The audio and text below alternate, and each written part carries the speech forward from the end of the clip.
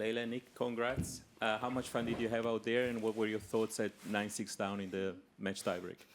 No, you go first. Okay, I'm going first. Yeah, I had a lot of fun out there. I feel like every point we always had a smile afterwards. There wasn't a negative energy on court. We were down 9-6, and I feel like Nick was the most positive guy there, saying like, we'll get those next two, and then 8-7. 9-8. Yeah, 9-8. Sorry, 9-8. You told me this. It was, you're made for this moment. And I just started believing. I'm like, yeah, I am. So it was so cool. It was just a lot of fun. And Nick brought the great energy and also the crowd.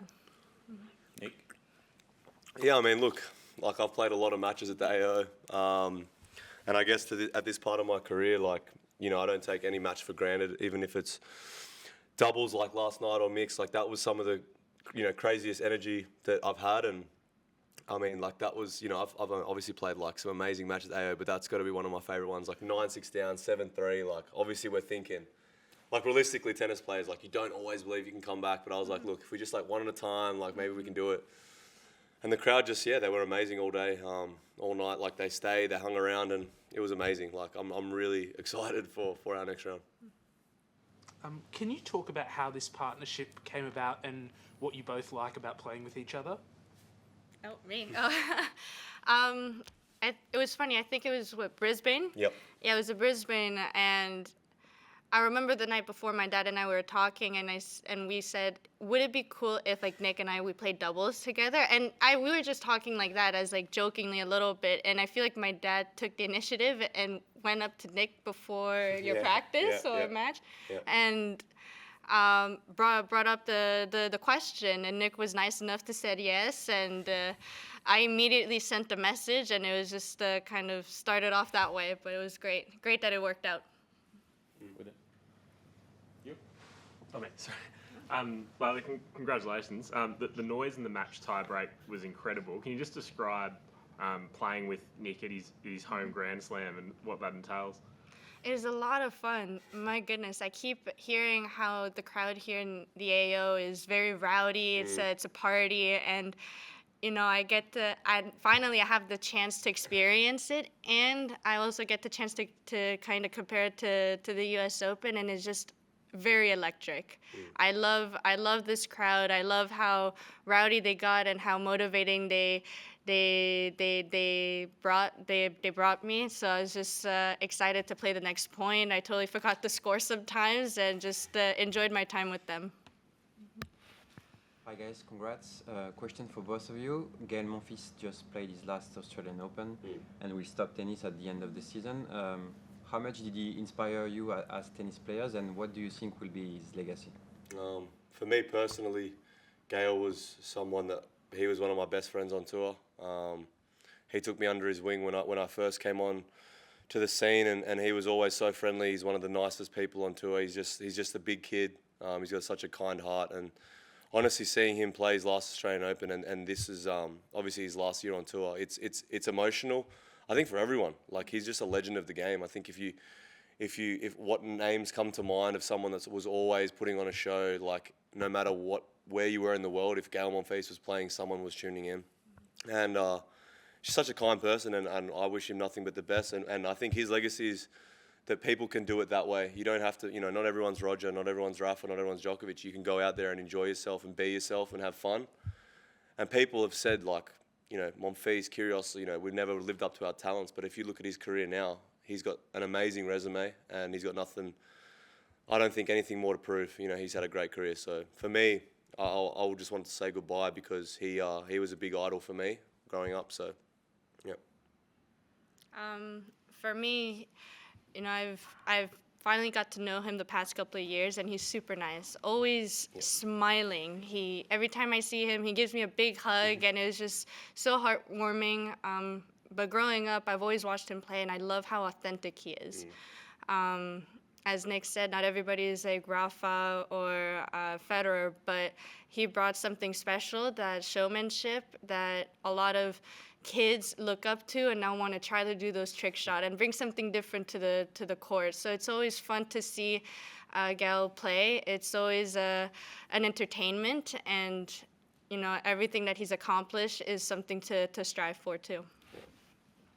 Nada from Serbian Radio. Congrats to both.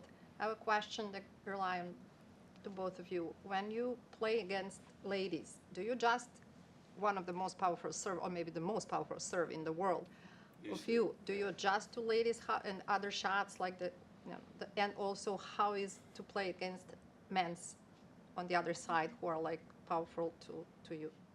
And the second question is just for you about the basketball.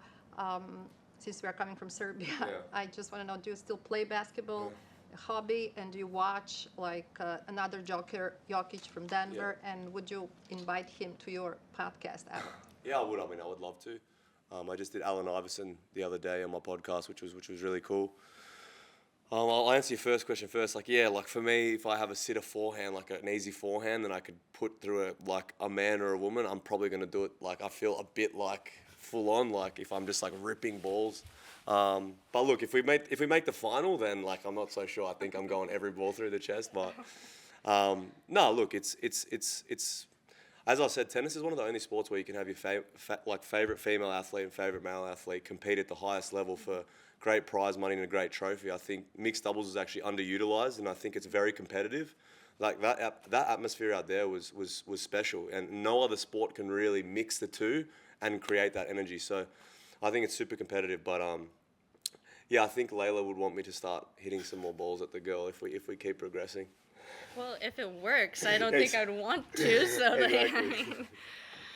But for me, playing against men, I feel like it's a little bit easier because you kind of just relax and just let yourself be. And I mean, today I was able to kind of tee off a little bit more on Neil's serve, kind of reading it a little bit more. And then with Desiree, it was a little bit harder. It came in a little bit slower, so I had more time to think, more time to choose my spot. But it's definitely a challenge that I like to go through.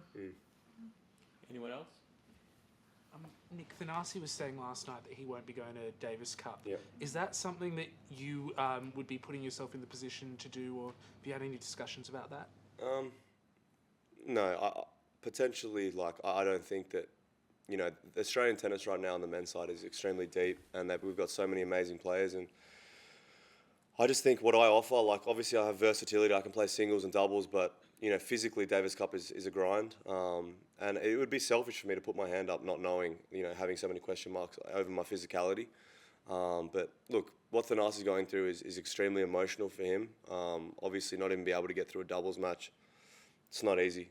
So I just want the best for him, and I want him to, recover and just be happy. Like I know that this I went through a similar journey. Like it's just you start actually hating being on the court because you can't even get through a practice session or you can't get through a match, and it's emotional. So I don't think in my point in my career I'm thinking about Davis Cup right now. I represented my country, and I still do. Every time I step out on the court, but I represented Australia for a decade at the Davis Cup level and played some incredible ties. So I want these younger guys to come through and start, breaking through. Obviously, Demon is one of the best in the world right now, and our team's extremely strong. So I don't think my time there it's not worth it for me anymore. Thank you. WWOS Sports is your home of the Australian Open. From highlights of the best players, every magic Aussie moment, and the best expert analysis. We'll have every nail-biting, heartwarming and edge-of-your-seat point covered. Subscribing to Wide World of Sports on YouTube is a must for any tennis fan.